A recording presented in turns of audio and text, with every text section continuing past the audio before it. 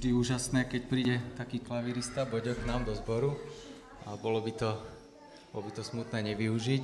Tak chceli by sme zaspievať a zahrať pieseň na oslavu Pánovu číslo 151. Ak chcete, kľudne sa môžete k nám pridať.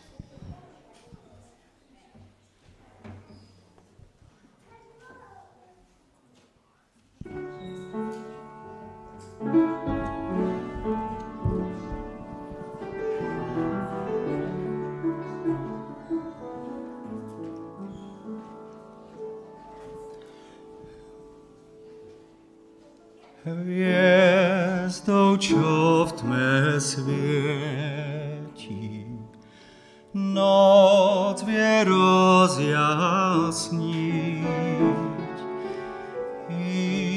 Iskrou, ktorá niečí, vo mne túžbu žiť. Chlebom, čo hlad len Ty si mi sám, cieľ nad všetko vyšší, Boh môj a môj Pán. Cieľ nad všetko vyšší, Boh môj a môj Pán.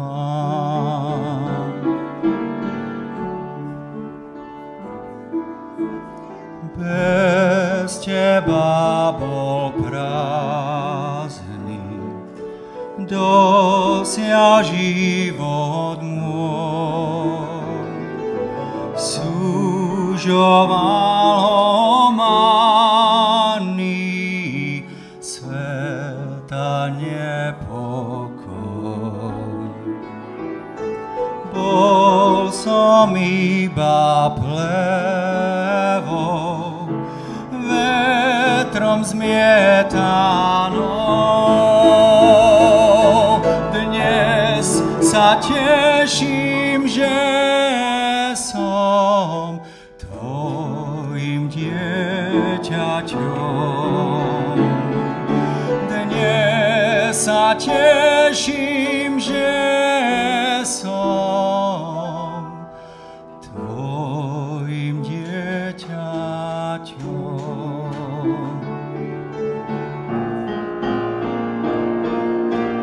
Ty si zdrojom blaha, nebo v Tebe mám.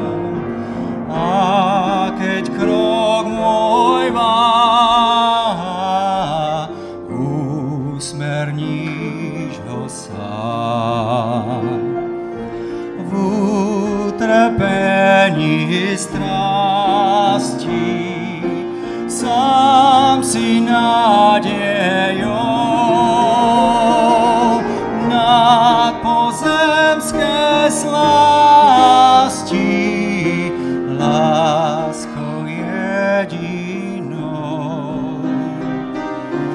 Nad pozemské slasti láskou jedinou.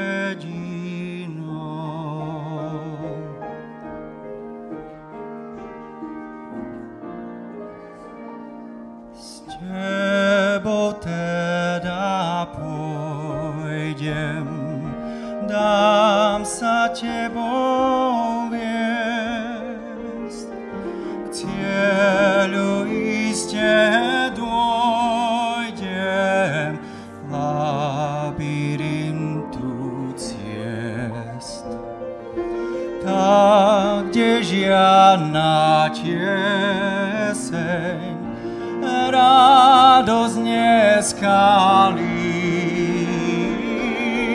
tam ťa moja pieseň vďačne pozdraví. Tam ťa moja pieseň vďačne pozdraví.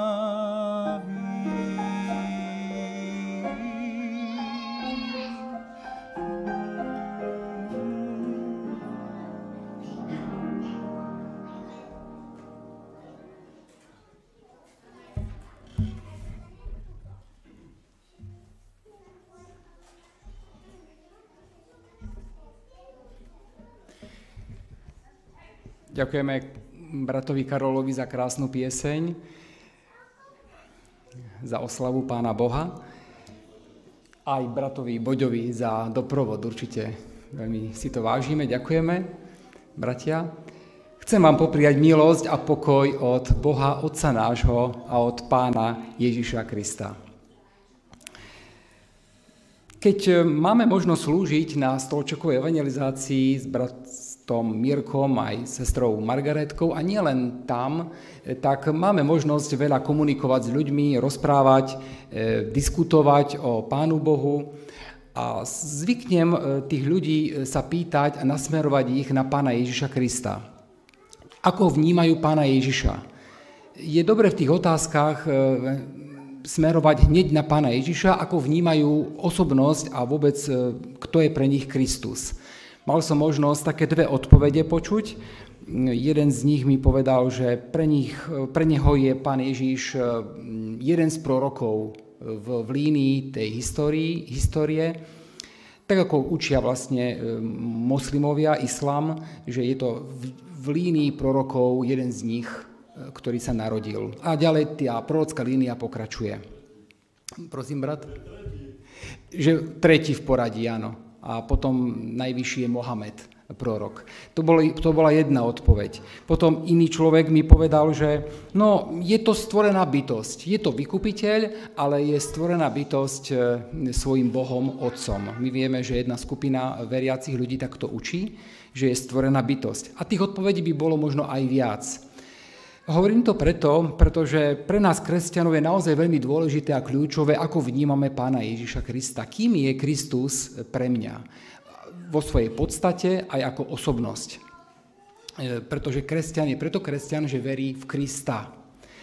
A do dnešnej doby, v priebehu celých dejín v kresťanstve, a naša cirkev nie je výnimkou, taktiež sa vedú rôzne polemiky o tom, kto je Ježiš Kristus, kým je, ako osobnosť, jeho podstata a podobne. Je mnoho názorov ohľadom osoby Pána Ježiša Krista a v poslednej dobe sa veľmi rozmohla tá diskusia o Trojici, o Pánu Ježišovi, o Duchu Svetom aj v našej cirkvi.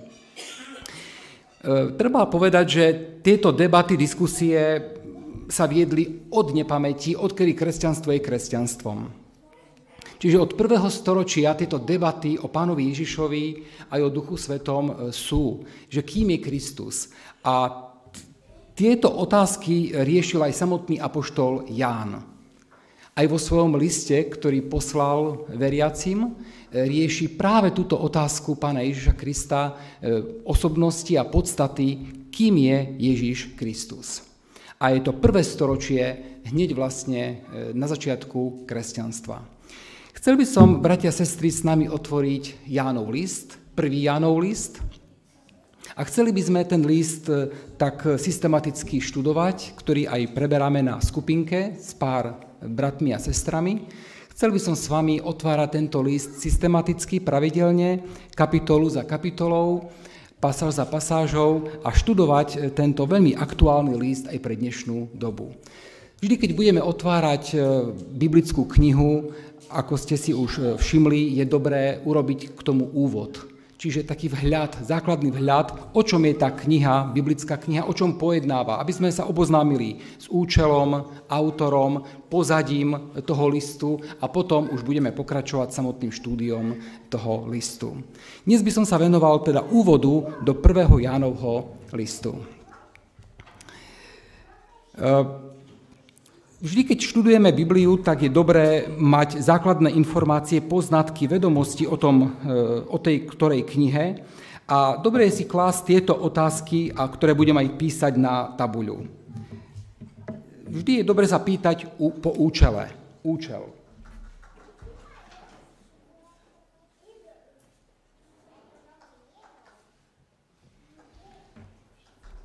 Je to aj dobre pre vás, keď budete študovať akúkoľvek biblickú knihu, vždy treba ísť po poradí a postupne a systematicky. Pýtať sa otázku, Pane Bože, čo ten autor, konkrétne Ján, chcel v tom liste povedať? Čo chcel v tej dobe tým autorom, tým poslucháčom a čitateľom povedať? Nie, čo to hneď znamená pre mňa aplikovať, ale čo to znamenalo pre nich v ich dobe. A to je dobré a potrebné pri štúdiu akéhokoľvek textu aj knihy. Takže, čo bolo účelom toho listu v onej dobe? Poprvé, utvrdiť kresťanov v ich viere. Utvrdiť kresťanov. List spracováva staré významné pravdy, s ktorými už boli oboznámení. Nie je to niečo nové pre nich. Neprichádza Ján s novým evanjeliom, s novým posolstvom, ale už s oboznámenými, so známymi informáciami a poznatkami, vierou. Utvrdiť ich vo vierovke, ale taktiež ich utvrdiť v bratskej láske, vo vzájomných vzťahoch. A po tretie, bojovať proti falošnému učeniu. Už hneď v 1. storočí, podotýkam, priamo v cirkvi bojovať proti falošnému učeniu. Budem o tom viac hovoriť, konkrétne gnosticizmus a doketizmus. Budem o tom viac hovoriť. Takže to bol účel. Utvrdiť ich vo vierovke, v bratskej láske a bojovať proti jasným falošným učeniam. Potom je dobre sa pýtať po autorovi. Kto je autor?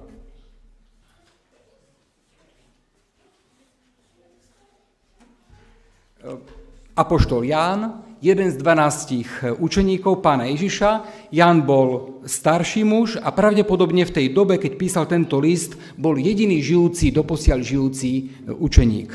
Ešte nebol na ostrove Patmos vo vyhnanstve. Ako očitý svedok Pána Ježiša mal dostatočnú autoritu, aby dodal tejto novej generácii veriacich uistenie a dôveru v Boha. Čiže on mal autoritu, bol už starší pán a bol očitý svedok Pána Ježiša, to je veľmi dôležité, on ho naživo videl, počul, dotýkal sa ho a tak vlastne vzbudzoval dôveru u svojich poslucháčov. Čitatelia tohto listu Ježiša nevideli, nepočuli, lebo to bola nová generácia kresťanov, ale mohli mať dôveru, že to, čo Ján napísal, zodpovedá skutočnosti. Takže Ján, ktorý má autoritu pred svojimi mladými poslucháčmi. Kto je adresát?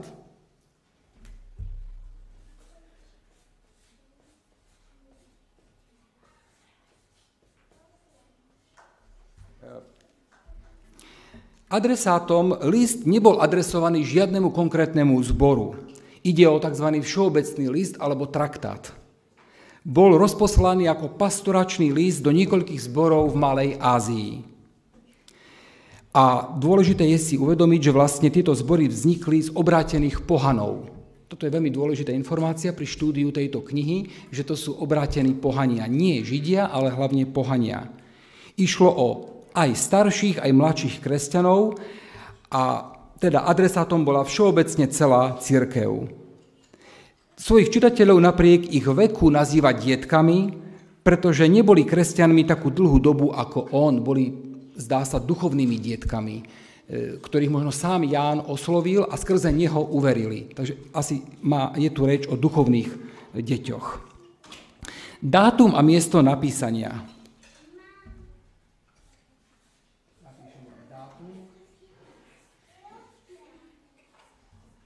Ako som už naznačil, ide o 1. storočie, pravdepodobne medzi rokmi 85 až 90 bol poslaný z Efezu.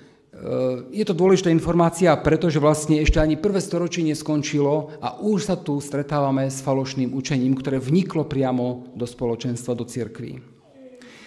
Pozrieme sa teraz na historicko-kultúrne teologické pozadie. Tu sa zdržíme trošku dlhšie. Historicko-kultúrno-teologické pozadie.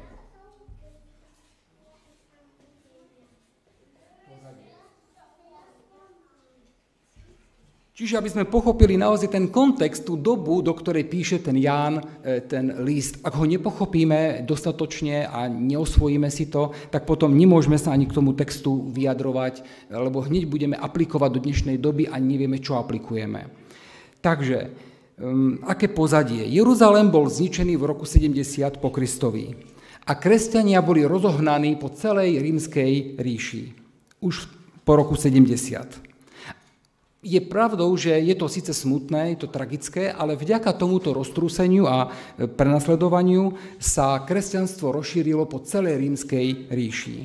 Čiže vlastne sa rozšírilo do tých pohanských oblastí. V V dobe, keď už Ján písal tento list, existovalo kresťanstvo dlhšie ako jednu generáciu. Čiže malo to kresťanstvo 50-60 rokov. A vytrpelo veľmi veľa prenasledovaní. No a v tejto dobe, v tom čase prenasledovania, keď sa to rozmohlo do tých pohanských oblastí, tak sa v cirkvi objavilo veľa falošných učiteľov a objavilo sa falošné učenie, o čom práve píše aj Ján v tom liste. O aké falošné učenia tu išlo? Poprvé,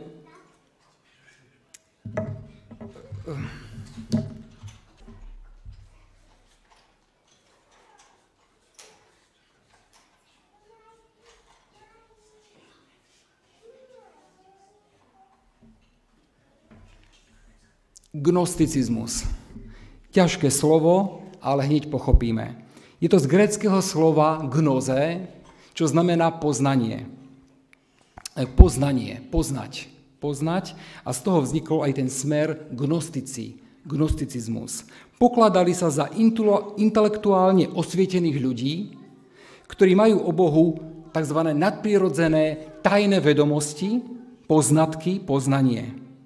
A tým sa líšia od ostatných, aj od iných veriacich, a oni sú nejaká skupina, elita, ktorá niečím sa vyznačuje nejakým extra poznaním o Pánu Bohu a toto ich vedie k Pánu Bohu bližšie a ich zachráni. Chcem povedať, že aj dnes je to veľmi aktuálne. Možno, že dnes sa nikto dnes nenazýva gnostik, už to slovo ani také nie je známe, ale aj v celých dejinách boli stále skupiny ľudí, ktorí kladli dôrazy, ktoré neboli prvoradé. Asi takto to poviem. Na neprvoradé veci kladli dôraz.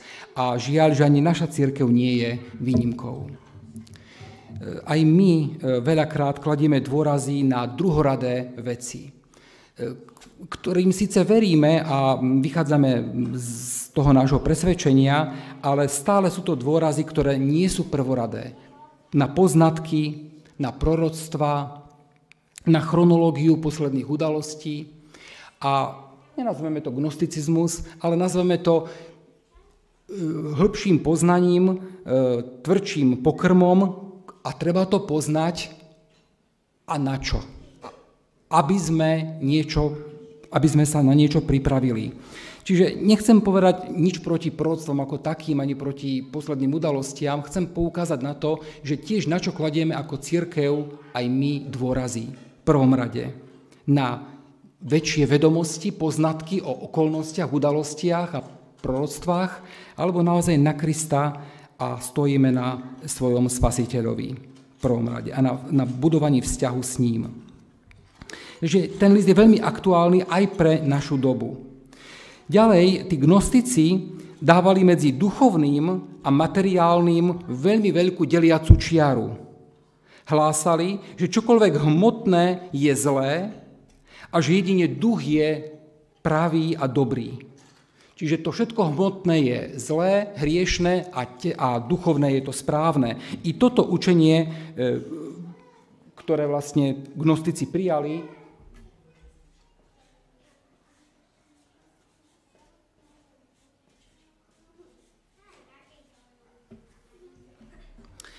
vlastne pochádza z gréckeho dualizmu. Grécky dualizmus, to sú všetko fakty z dejín, ktoré poznáme. Grécky dualizmus, antický dualizmus, ktorý už prišiel s tým Platón, filozof Platón, ktorý učil, že telo je hriešne a duša bezhriešna je v zajatí, vo väzení toho hriešného tela a až keď telo zahynie, tak sa tá duša oslobodí a vymaní z otroctva toho hriešného tela a vráti sa k Pánu Bohu. Hriešne telo, ktoré je väzením bezhriešnej duše. A toto prijali vlastne gnostici, tento grécky starý antický dualizmus. V praktickom živote to často viedlo k čomu? Vieme si tipnúť. K uvoľneniu morálky. Pretože nič z toho, čo robilo telo, nemohlo poškvrniť čistotu ducha. Všetko povýšili vlastne duchovné nad telesným. A tak sa mnohí veriaci prispôsobovali svetským hodnotám. Nebrali telesný život dostatočne vážne, nerešpektovali preto ani Božie prikázania a začali byť ľahostajní voči hriechom. Veď duchovné je to prvoradé a telesné je aj tak len to hriešné, väzením, na to nebudeme klásť dôraz. Čiže potláčalo sa to telesné a tým pádom sa potláčal aj hriech, význam hriechu. Zľahčovali, iba dokonca popierali existenciu hriechu. Prvé storočie podotýkam. Zľahčovali a popierali existenciu hriechu. Ján hovorí, že ak budeme naďalej žiť a zotrvávať v hriechu, nemôžeme tvrdiť, že patríme Bohu. Ak dokonca tvrdíme, že sme bez hriechu, klameme samých seba a odmietame prijať pravdu. Sám Ján to povie. Zastávali názor, že je možné žiť bez hriechu. Podotýkam 1. storočie pred Kristom. Že je možné žiť bez hriechu. A začalo to tým, že telo je menej dôležité, duchovné je to prvoradé. A je možné žiť bez hriechu. Nepotrebujú kresťanské učenie o odpustení prostredníctvom Ježišovej smrti. Podotýkam znova, dôraz bol na gnózu, na poznanie, toto ich zachráni a hriech je možné žiť aj bez hriechu a my nie sme závislí na tom odpustení od Krista. Ako sami možno vnímate, toto učenie sa v rôznych obmenách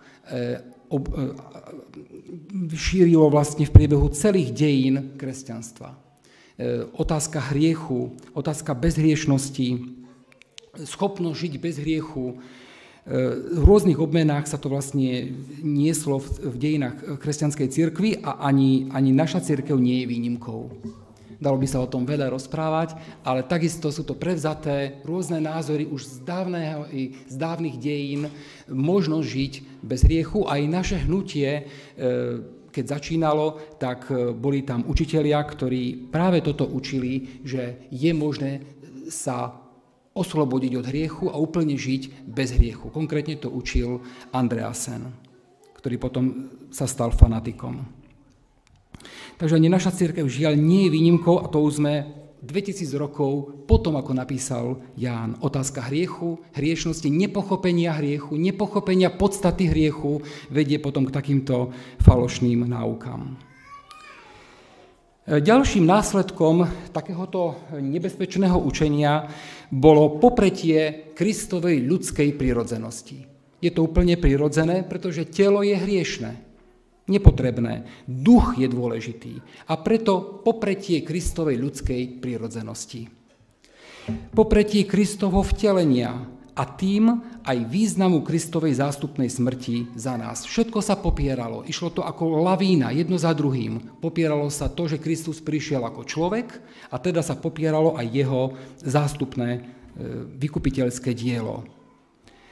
Pre niektorých kresťanov, ktorí pochádzali práve z toho pohanského, gréckeho prostredia, pretože tí poslucháči boli Gréci, alebo teda pohania v prvom rade, tak bolo pre takýchto Grékov a pohanov veľmi ťažké uveriť, že Kristus bol zároveň človek i Boh. Podotýkam 1. storočie a už tam boli tieto problémy. Bolo veľmi pre nich ťažké pochopiť, že bol aj úplný človek, ale bol aj úplný Boh. Pretože podľa toho platonského učenia bolo zvrchovanie najdôležitejším to duchovné. Ako som už vlastne hovoril. A s tým súvisí ďalšie učenie, veľmi falošné a súvisí to s tým gnosticizmom a síce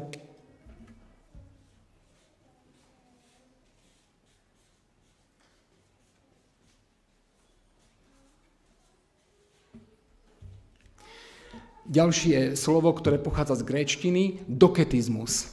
Veľmi súvisí blízko s tou gnózou, pretože to grécke slovo doketizmus znamená zdať sa, javiť sa, navonok sa zdať, javiť. Tvrdili, že Kristus bol duch, ktorý sa iba javil, že bol telo, že mal telo. Iba sa javil, že mal telo, ale on nemal telo, on bol iba duch. V skutočnosti nevrhal tieň, a za sebou nezanechával stopy. Bol Boh, avšak nie človek. Pre gnostikov a doketistov bolo ťažké veriť v Spasiteľa, ktorý bol úplne človekom. Odôvodňovali to tým, že Kristus nemohol zomrieť, lebo bol duch. A keďže učili, že Kristus nebol skutočný človek, hlásali, že ľudia musia byť spasení prostredníctvom akéhosi zvláštneho mystického poznania. Keďže bol iba duch, opakujem, a nebol človek, nemohol zomrieť, Boh nemôže zomrieť, to je absurdné, a teda nás nemôže ani zachrániť. Nestačí to k našej záchrane Kristus. My potrebujeme mať mystické vyššie poznanie, vyššiu školu poznania. Možno, že tam už počujete, že nám nestačí Kristus. Kristus nie je dostatočný pre naše spasenie. Ako ozvena sa to ozýva v celých dejinách kresťanskej cirkvi. Kristus nestačí. Treba k tomu niečo pridať. No tak v rôznych dejinách sa pridávalo všeličo možné. Buď teda zvláštne poznanie, alebo skutky, zásluhy, barličky, ktorými si my nejakým spôsobom zaslúžime záchranu. Ani naša cirkev nie je výnimkou. Takže nie je úplne nevyhnutné prijať Krista, nepostačuje Kristus pre spasenie človeka. Až tak ďaleko to zašlo a Ján vo svojom liste opravuje tieto vážne omyly. Ako očitý svedok Ježišovho pozemského života reaguje na tieto falošné učenia. On totiž Krista videl, preto aj začína ten list tým, že ja som ho videl, ja som ho počul, ja som sa ho dotýkal, nie náhodou to spomína hneď na začiatku listu, ja som bol očitý svedok človeka Ježiša Krista. A on vlastne dosvedčuje to, že je presvedčený o tom, že Ježiš je Boh a zároveň človek. Hneď v 1. storočí to jasne nastavuje. Napísal tento list, aby priviedol týchto pohanských veriacich späť do tých správnych koľají a aby upozornil na jasný rozdiel medzi svetlou a tmou, medzi pravdou a lžou. A nebojí sa jasne veci pomenovať. Toto je lož, toto je blud, toto nie je pravé. Navráte sa späť na tú pravú cestu. A je to aktuálne v každej dobe. V Jánovej dobe mali ľudia problémy uveriť, že Ježiš bol človek. Dnes je zase pre mnohých ľudí ťažké vnímať ho ako Boha. Hovorím, v rôznych prevedeniach sa táto otázka stále otvára v celých dejinách. Totiž Ježišova božská a ľudská prirodzenosť je ústredným bodom kresťanstva. A o tom hovorí aj Ján v tomto liste. Ako vnímame Ježiša, ako vnímame jeho podstatu a jeho osobnosť. Pozrieme sa na hlavné duchovné posolstvo tohto listu.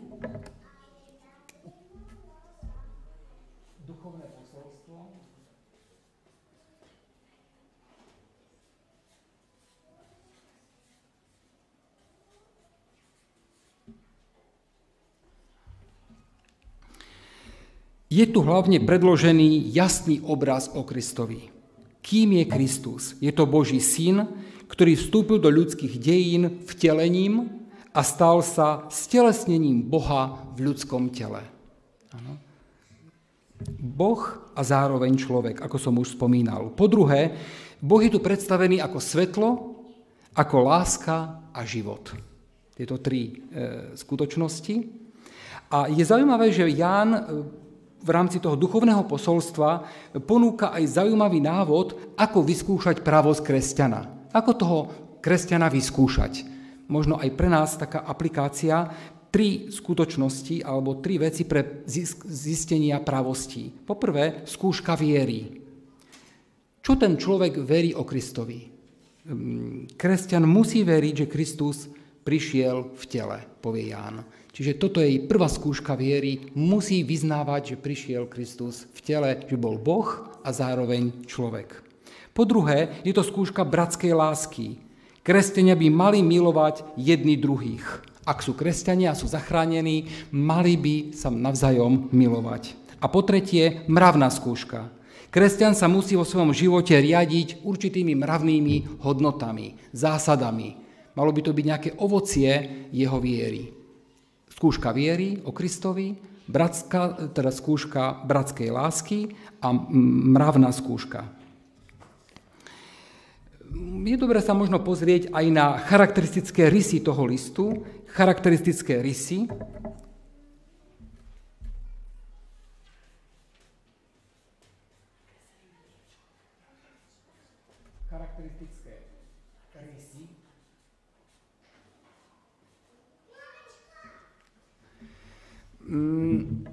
Zdá sa, že ide o veľmi osobný list. Je adresovaný veriacím, blízkym a drahým priateľom. Ján sa obracia na nich ako na vlastné deti. Oslovuje ich deti moje. A ako som už spomínal skôr, mnohí z jeho čitateľov boli skutočne jeho duchovnými deťmi. Zrejme to evanjelium počuli od samotného Jána. Poďalšie, ten list je známy tou Jánovou láskou. Ján je apoštolom lásky a v celom liste o láske veľmi často sa zmieňuje. O Božej láske k nám a o našej láske jeden k druhému. Apoštol lásky. A ešte tretia vec, čo sa týka tých rysov, Ján veľmi rád používa ostré kontrasty. Svetlo, tma, pravda, lož, Boh, Satan, život, smrť, láska, nenávisť. Robí to zámerne, aby jasne ukázal rozdiel medzi pravým kresťanstvom a všetkým tým falošným, nepravým, čo sa vnieslo do kresťanstva. Ukázať jasný rozdiel. Pozrime sa ešte na záver na osnovu.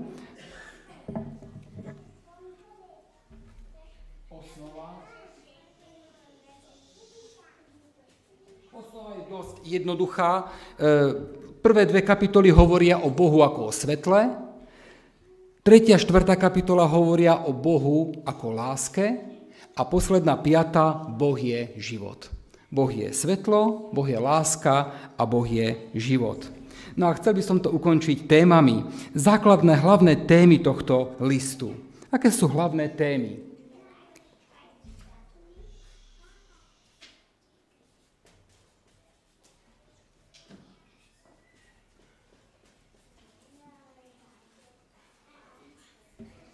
Témy, ktoré sú tak aktuálne aj v dnešnej dobe. Hneď prvou témou je téma hriechu.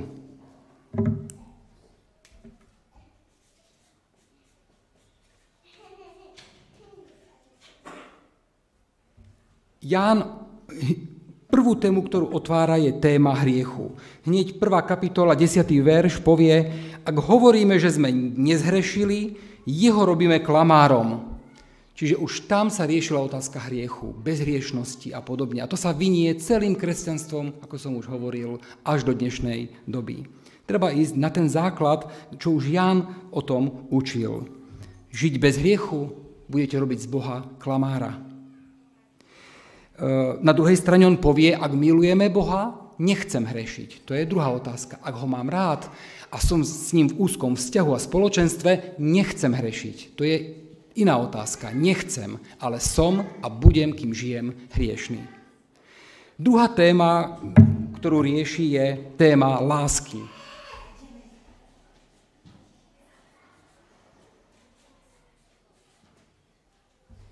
Láska. Hneď 4. kapitola, 16. verš povie, Boh je láska.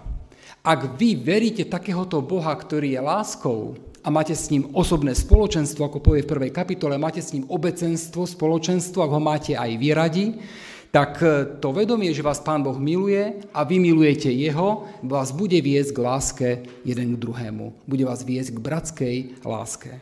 Inak povedané, láska k blížnym bude dôkazom, že sme skutočne zachránení, že sme skutočne spasení.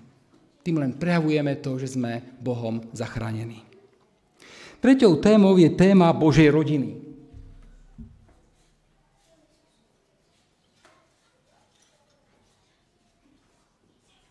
Božia rodina.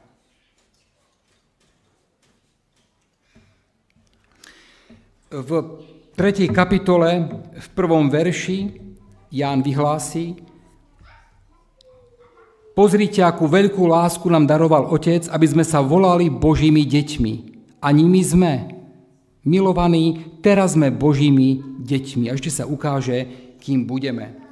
Takže ak vy mi veríte, ak máte so mnou spoločenstvo a budujeme ten spoločný vzťah, tak vierou v Krista sa stávame jednak synom Božím, dieťaťom, synom a dcérou Pána Boha a zároveň aj bratmi a sestrami v spoločenstve. Vy sa stávate súčasťou Božej rodiny, dostávate novú identitu. Štvrtou témou je téma pravdy a lži. Pravda a lož.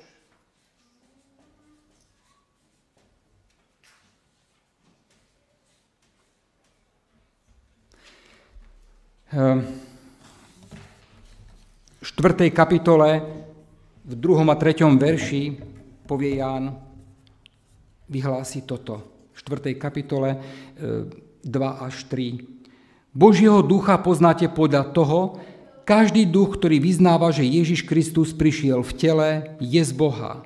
Nijaký duch, ktorý nevyznáva Ježiša, nie je z Boha. Je to duch Antikrista, o ktorom ste počuli, že príde. Ten už je teraz vo svete. Áno, Antikrist je ten, kto nevyznáva Ježiša Krista v tele. A ja by som chcel nás vyzvať, bratia a sestry, aby sme sa nenechali zviesť žiadnym učením falošným, ktoré akokoľvek popiera či už Kristovo božstvo alebo ľudstvo. Chcel by som nás vyzvať, aby sme naozaj v tom stáli vyvážene, aby sme stáli na tom vyznaní, že Kristus je jednak Bohom a zároveň človekom. A nepopierali ani jedno z jeho prirodzeností. A poslednou 5. témou je téma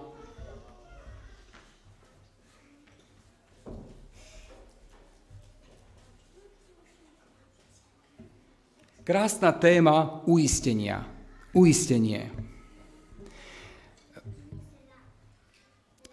V 5. kapitole v 12. verši je napísané, kto má Syna Božieho, má život. Kto nemá Syna, nemá život. On tam nepíše, kto má Syna, bude mať život, ani možno bude mať život. Uvidí sa po súde, či bude mať život alebo nie a aký stav dosiahne, alebo do akého stavu sa dostane ten človek životom, až potom sa uvidí. Nie. Kto má Ježiša, má. Kto nemá, nemá život. Už tu a teraz. Čiže Biblia hovorí o istote spasenia dnes.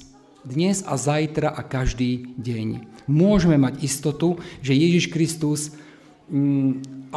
nám ponúka večný život, že v ňom máme večný život už dnes a takisto aj istotu víťazstva nad hriechom dnes môžeme mať vierou v Krista. Je to nádherné zasľúbenie a o tom vlastne hovorí aj kľúčový verš celého listu, 1. Jánovho listu. Vlastne kľúčovým veršom tohto Jánovho listu je 13. verš 5. kapitoly. Toto som napísal vám, čo veríte v meno Božieho Syna, aby ste vedeli, že máte večný život. Parafrazovaný preklad píše, že to je zmysel môjho listu, aby ste mali istotu, že ak veríte v Božieho Syna, máte večný život. Toto je zmysel môjho listu. Chcel by som aj ja popriať vám, milé sestry a bratia, alebo nám aj sebe v prvom rade, aby sme vnímali ten hriech v pravom svetle. Aby sme hriech vnímali tak, že hriešni sa rodíme, hriešni zomrieme a my nutne potrebujeme Krista celý život, po celú večnosť, ako svojho spasiteľa, vykupiteľa. Kým žijeme na zemi, obzvlášť budeme potrebovať Krista a jeho odpustenie. Takisto nás chcem vyzvať k tomu, aby Božia láska nás motivovala k láske jeden k druhému. Chcem nás vyzvať k tomu, aby sme sa vnímali ako Božie deti, Božie dcéry a synovia. A takisto, aby nám Pán Boh dal milosť rozpoznať pravdu od lží a stáť na strane pravdy. Hlavne o pravde, o Kristovi. A na záver chcem nás povzbudiť, aby sme už dnes mali tú istotu, že môžeme mať večný život v Pánovi Ježišovi, pokiaľ s ním mám úzke spoločenstvo, pokiaľ mu dôverujem, verím a stojím na jeho zasľúbeniach. Nech nám Pán Boh dáva milosť k týmto témam, aby sme mohli ich vyznávať podľa Božej vôle a stáli v tej istote spasenia už dnes. Amen.